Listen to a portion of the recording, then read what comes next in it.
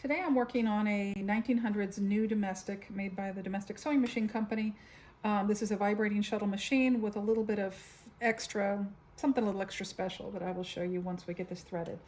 We're going to start by taking the shuttle out of the machine to wind the bobbin. This shuttle actually has a closed end, and the way this one opens, it has a little lever at the end, and when you pop this, it swings up out of the way, allowing you to take the bobbin out.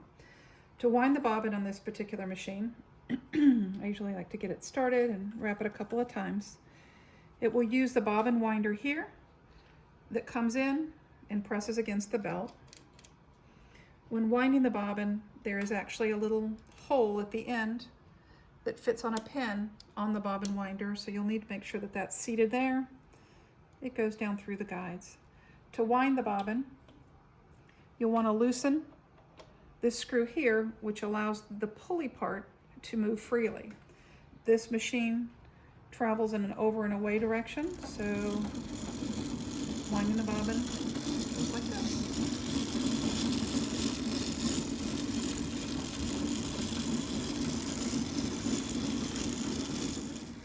So we're good there, and we'll go ahead and tuck the bobbin winder back out of the way.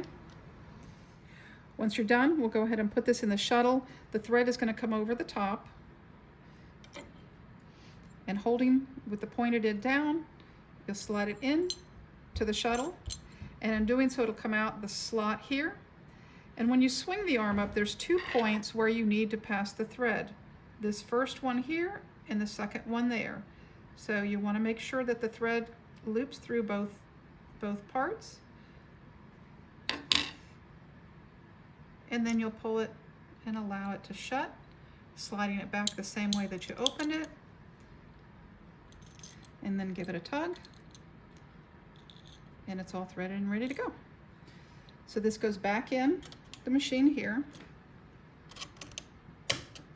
snapped into place, and now we'll go ahead and thread the upper part on the spool pin. It goes through the same guide you used to wind the bobbin, but as you go around the front of the machine, it'll come up through the tension discs, and then it comes up through the little thread guide here, through the take-up lever, and then it comes back down through the needle.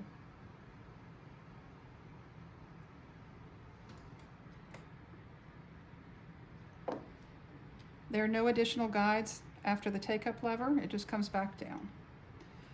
You're going to want to tighten up the hand wheel from winding the bobbin, and then hold your thread and bring up your lower thread.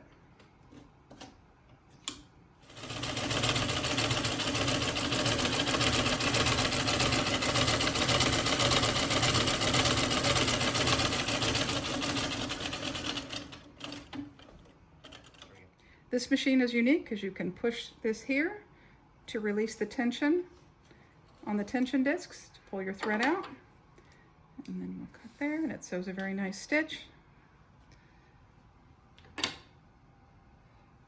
But the fun part of this machine is that it not only sews a lovely lock stitch.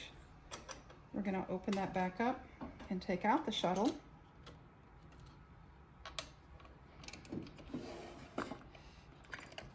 And we're going to add another little piece that Domestic included in their machines called a looper.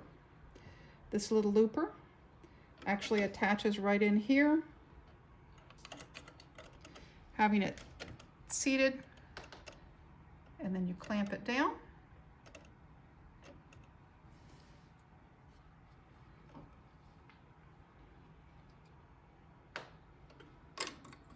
Close it up. And now, with just one thread,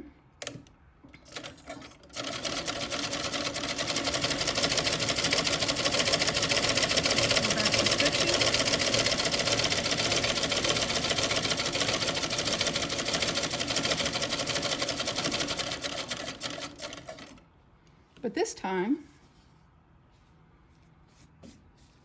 with a beautiful chain stitch. So this is the only vibrating shuttle long bobbin machine that sews a chain stitch as well as a lock stitch. So it is a fun little machine that is quite versatile and was pretty inventive for the era.